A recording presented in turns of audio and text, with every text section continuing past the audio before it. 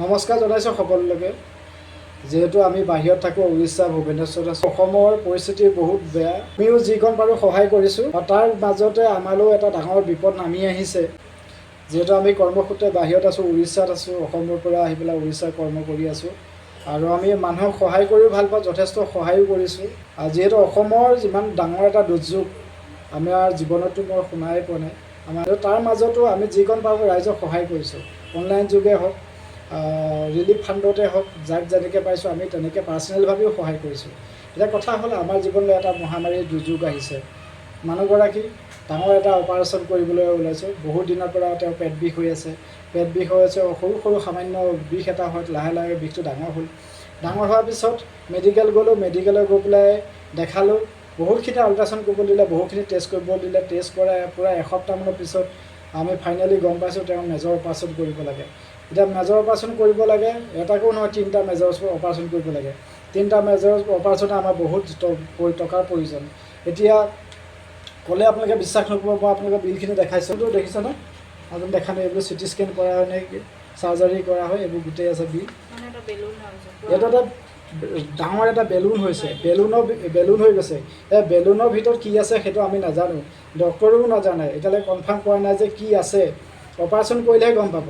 সেই অপাৰেশ্যনটো কৰিব যাওঁতে কিছুমান অন্য বেমাৰ আহি পৰিছে। সেই বেমাৰখিনি মেজৰৰ হয়। সেই মেজৰৰ বেমাৰ এটা নহয় 3টাকৈ কৰিবলগীয়া হৈছে, যাৰ বাবে আমি আপোনালোক অসমবাসী ৰাইজৰ ওচৰত সহায়ৰ হাত বিচাৰিছোঁ। ইয়াত যিহেতু ভুৱনেশ্বৰ আপোনালোকে মাৰিলে গম পাব, কিমছ হস্পিটেল, তাত আমি চিকিৎসা কৰি আছোঁ। সেইবিলাক আপোনালোকে কেমেৰাত মই হয়তো ভালকৈ দেখাব পৰা নাই। ইয়াৰ পিছত আপোনালোকৰ ওচৰত আমি সহায়ৰ হাত বিচাৰিছোঁ, আপোনালোকে যদি আমাক সহায় কৰে। কাৰণ কিয়, যদি মই যিমান পাৰোঁ, মোৰ শক্তি যিমানখিনি আছে সকলোখিনি মই চেষ্টা কৰিলোঁ। মোৰ হাতত টকা পইচাৰ পৰা ধৰি সকলোখিনি শেষ হৈ গৈছে অলৰেডি, মই আৰু হাতত নাই।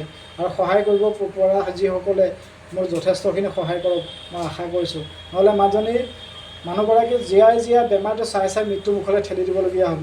নহ'লে তাৰ বাহিৰে মোৰ কোনো উপায় নাই, কোনো ৰাস্তা নাই। সেয়েহে অসমবাসী ৰাইজৰ ওচৰত হাতযোৰ কৰিছোঁ, যাতে আমাক সহায় কৰক, মোক সহায় কৰক, মানুহজনীক সহায় কৰক, উদ্ধাৰ কৰক। নহ'লে মোৰ জীৱনটো শেষ।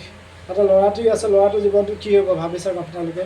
গতিকে আমাক অনুৰোধ কৰিছোঁ, আপোনালোকে যিসকল হৃদয়ৱান ব্যক্তি, আমাক সহায় কৰক। মানুহজনী যিহেতু বেছি সময় থিয় কৰি ৰাখিব নোৱাৰোঁ, কাৰণ তেওঁ খোজকাঢ়িব নোৱাৰে। যিহেতু এই ছাইডে অলপ মানে বেলুনটো আছে, বেলুনটো পানী জমা হৈছে নে পাথৰ আছে নাজানো আমি, কি হৈ আছে ডক্টৰেও ধৰিব পৰা নাই। এতিয়া বেছি সময় থিয় হৈ থাকিব নোৱাৰে। আৰু দ্বিতীয়টো হৈছে, তেওঁ শুব নোৱাৰে ৰাতি, অকল বহি থাকিব পাৰে। না খোজকাঢ়িব পাৰে, না থিয় হৈ থাকিব পাৰে, না তাই ভালকৈ টোপনি যাব পাৰে। কোনো কাৰণেই মানে টোপনি যাব নোৱাৰে বিষত। গতিকে তেনেকৈ আমি উজাগৰে ৰাতি পাৰ কৰিছোঁ। যিহেতু অসমবাসী ৰাইজৰ হাতযোৰ কৰিছোঁ, যাতে আমাক এইকণ সহায় কৰে যেন।